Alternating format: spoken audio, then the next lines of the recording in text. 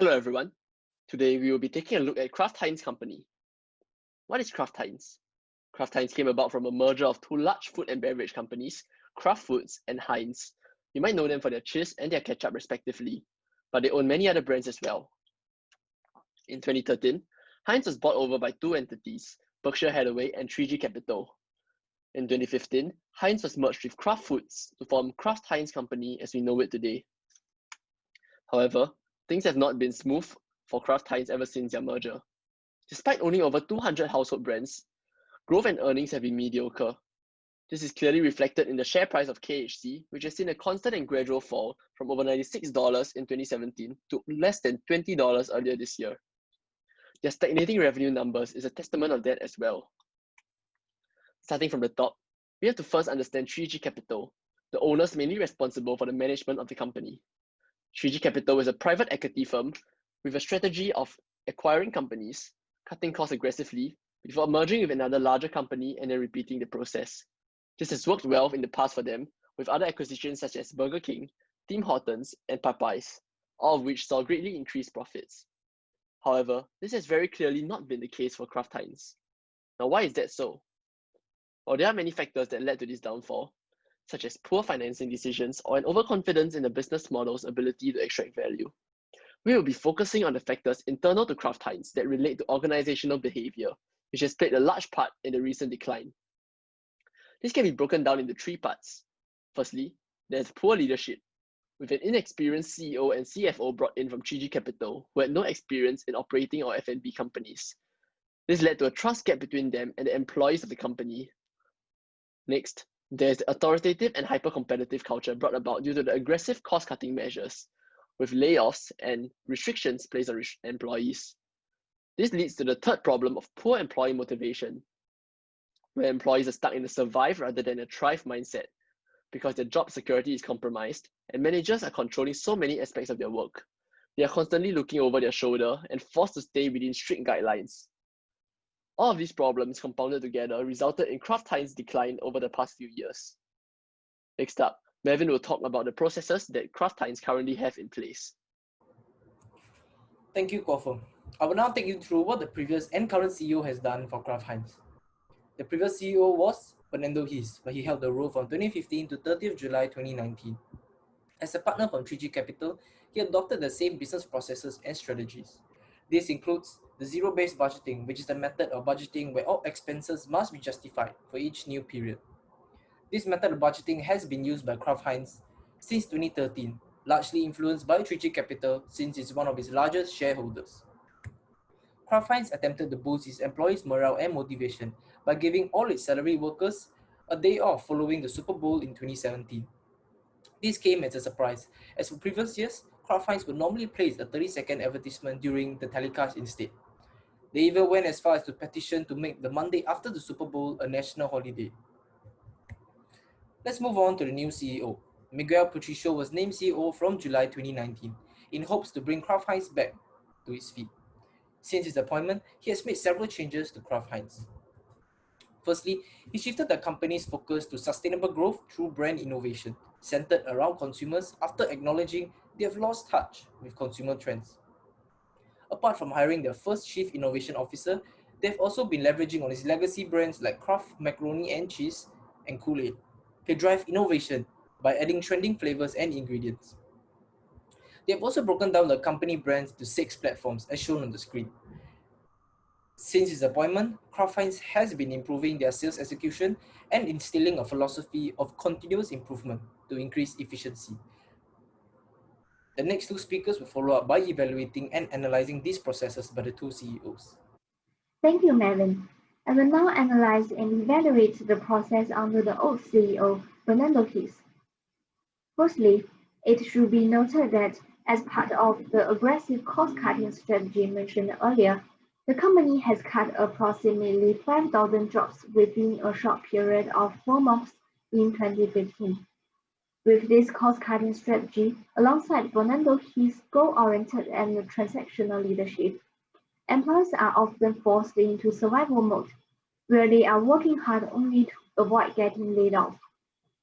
This has resulted in low job security and high turnover rates, which was said to be around 44%. This is unsurprising according to Maslow's hierarchy of needs. Without fulfilling lower-level security needs such as job stability, employees would not have the mindset of seeking to satisfy higher-level needs like self-actualization. Additionally, the cost-cutting strategy has also led to a highly stressful and depressive working environment. For example, employee benefits, such as free snacks, are no longer available. At the same time, in order to reduce interruption and improve efficiency, Kraft Heinz employees can only place 2 personal items on their desks. With this heavy restriction on employees' behavior, it is therefore not surprising that this leads to a highly stressful and depressive working environment, contributing to a high turnover rate of 44%. This has also weakened corporate culture identity and caused employees' motivation to fall. Lastly, it is indeed commendable that Kraft Heinz, or rather Bernardo Keys, gives all his salaried workers the day off after Super Bowl 2017. However, it may be difficult to have any lasting impact on employees' motivation, as it can be overshadowed by the deep-rooted organizational culture issues within the company. Thus, it is questionable whether the company was genuine in improving employees' morale or the one-day vacation was a just publicity stunt to boost the public image. And now I will be passing my time to Karen. She will evaluate the process for new CEO. Thank you, Liang Xin. I will now be evaluating the processes carried out by the new CEO, Miguel Patricio. Although his plans to shift the company's main focus from cost-cutting to innovation, growth, and efficiency are headed in the right direction, the core problem of Kraft Heinz, namely the trust gap between management and employees and the survive mindset of the employees, remain unresolved. Despite the claimed shift away from cost-cutting, the company is still adopting aggressive cost-cutting strategies, this time to fund innovation. Although this may be a good way to grow the company, Kraft Heinz needs to ensure that they do not do it at the expense of the employees' welfare, as this would worsen employees' motivation and satisfaction in the long run. Nonetheless, such huge amount of cost cut and high employee turnover rate may still place the employees into survive state instead of the thrive state. It is important to note that a company requires employees to be in thrive state because only then would employees be motivated to focus on growing the business and themselves, look for ways to make a greater workplace, as well as create new products that have a competitive advantage, which is crucial for a company like Kraft Heinz. From the Herzberg two-factor theory, the worsening of the hygiene factors, job security, and company policies leads to greater dissatisfaction amongst the workers. Furthermore, with employees in a survive state, it worsens their motivation factors as they would not make any advancements or personal growth, aim to achieve recognition or gain a sense of achievement, resulting in no satisfaction.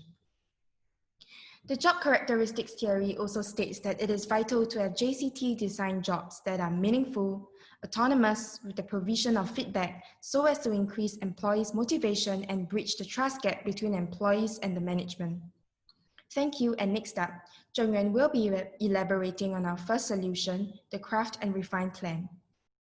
Thank you, Karen. To summarize, the transactional leadership under his and aggressive cost-cutting measures has led to high turnover rates and employee benefits being removed, contributing to a performance-based toxic work culture that is based on distrust and dissatisfaction with senior management.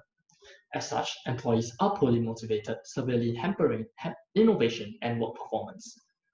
Newly appointed CEO Patricio has been making tactical instead of the transformational changes that are required to bring the company back on track. So how do we solve the aforementioned problems, and what do we propose?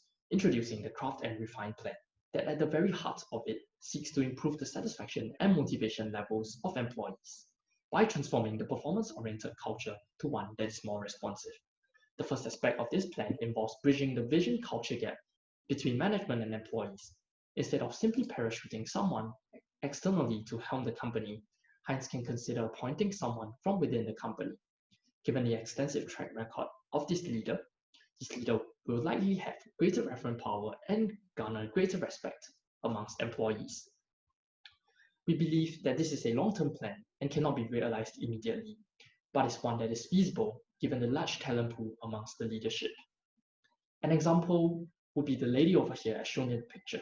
She is Nina Burton, and with a decade of experience in Heinz, she has served in numerous capacities, holding junior marketing positions before climbing the ranks to head the e-commerce and digital aspect of Heinz's operations. She's only one of many examples of the capable personnel in Heinz.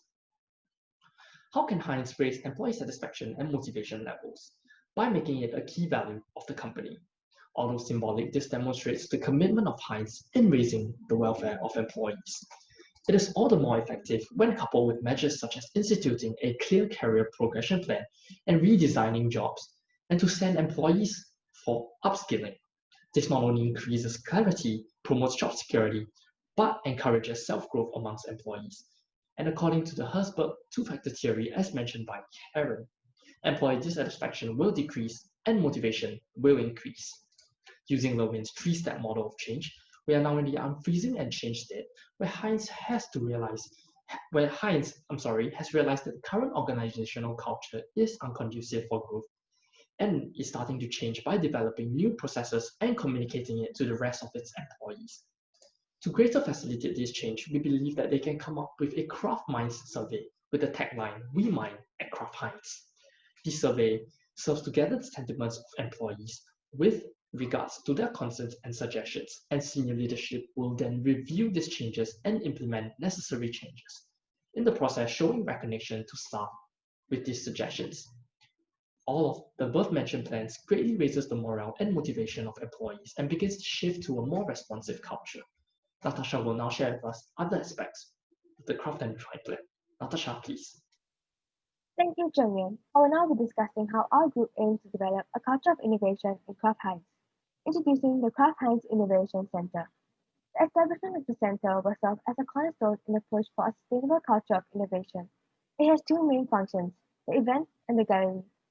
Firstly, the annual Kraft Heinz Innovation event, which is judged by the new Chief Innovation Officer, with top ideas being implemented and ran by the employees themselves. The event will last 3 months in 3 phases. Firstly, phase 1, the proposal. In this phase, teams will brainstorm ideas followed by the development of their proposal. During this process, one startup specialist will be attached to each team to provide guidance and aid in the development of their creative thinking. Next, phase 2, the pitch. In this phase, teams will pitch their ideas to the top management for this contest. Each team will be given 15 minutes for their presentation and 15 minutes for the Q&A. Lastly, phase 3, the product. Teams will need to come up with pilot products for test tasting and evaluation for the judges during the innovation fair. During this fair, employees are allowed to invite their family members. This fair will also be open to the public. Moving on, I'll be elaborating further on the Kraft Heinz Interactive Gallery. By engaging in technologies such as virtual reality and touchpads, as well as on-site employee guides, visitors are able to learn more about Kraft Heinz history and products, and at the same time interact with the employees. However, such plans will incur a large amount of cost.